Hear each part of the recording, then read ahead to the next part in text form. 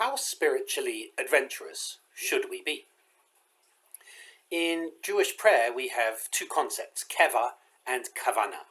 The keva is the fixed prayer, and kavanah is that which is more spontaneous. And every prayer service needs both keva and kavanah. If our prayer service is only keva, only the fixed forms, then it becomes dull very quickly. But if our prayer service is only kavanah, that which moves us from the heart, then that which is spontaneous, then it's not grounded in anything. So we need a balance between keva and kavanah. And an interesting question for individuals and for communities is, how spiritually adventurous are we?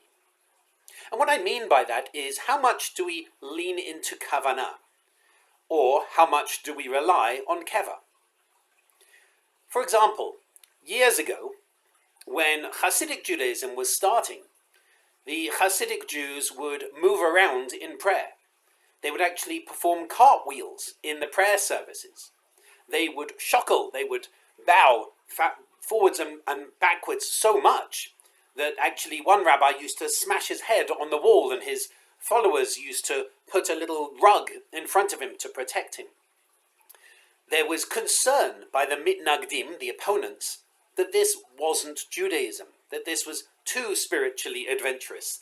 The idea of starting the prayer service in one space and then dancing and cartwheeling around and ending the prayer service somewhere else, they said it's too much, it's not Judaism.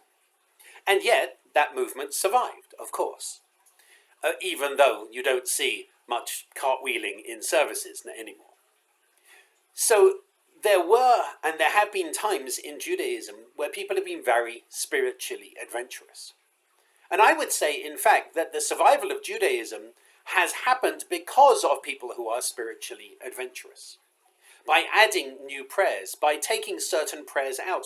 Reform Judaism started by saying this prayer service is too much. It's stuffed so full that nobody's paying attention anymore. And so we need to be spiritually adventurous and actually focus on what is important.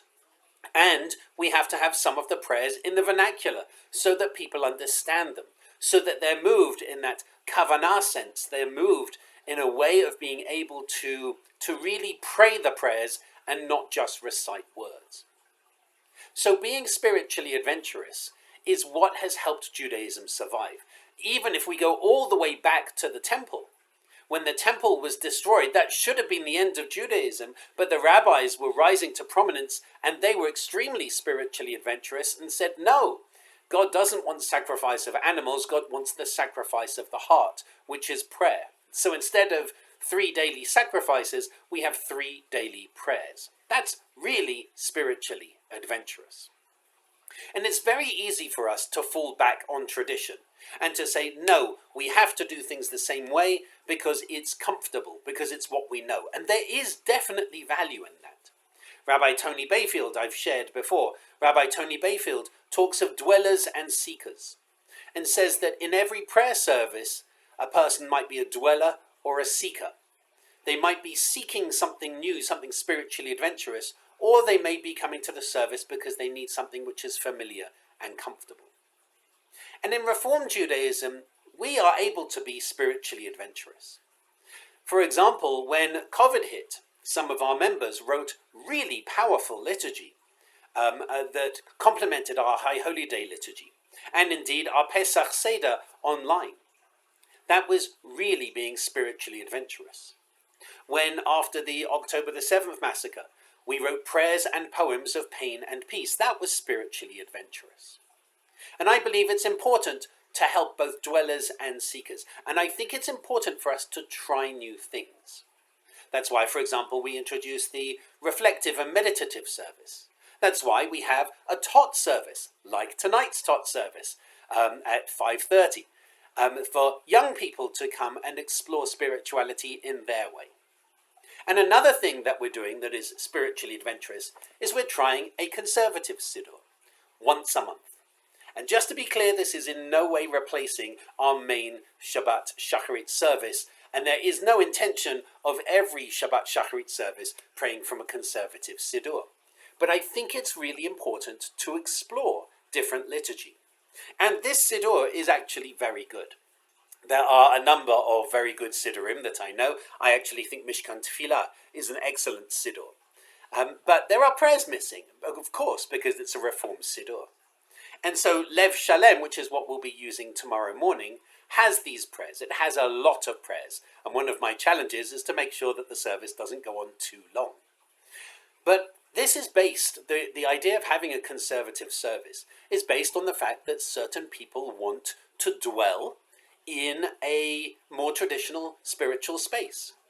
And as a Reform community, where we say, come as you are, which is the tagline of our community, it's really important to provide diverse spiritual opportunities. In other words, to be spiritually adventurous.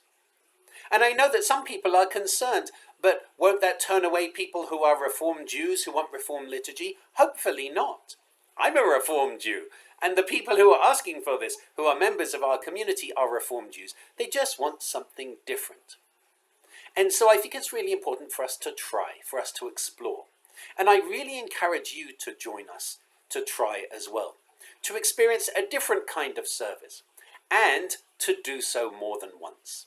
This is going to be the first Shabbat of the month. As we move through the year, I encourage you to try this a number of times, to see what it feels like.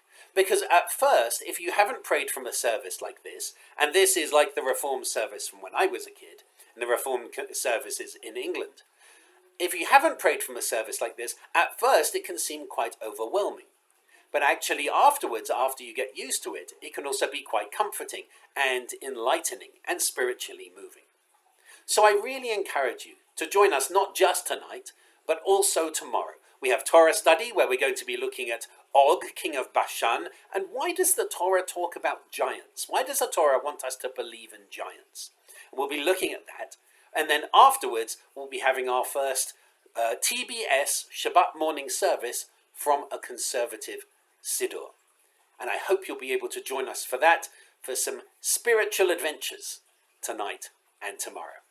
I hope to see you then and wish you Shabbat Shalom.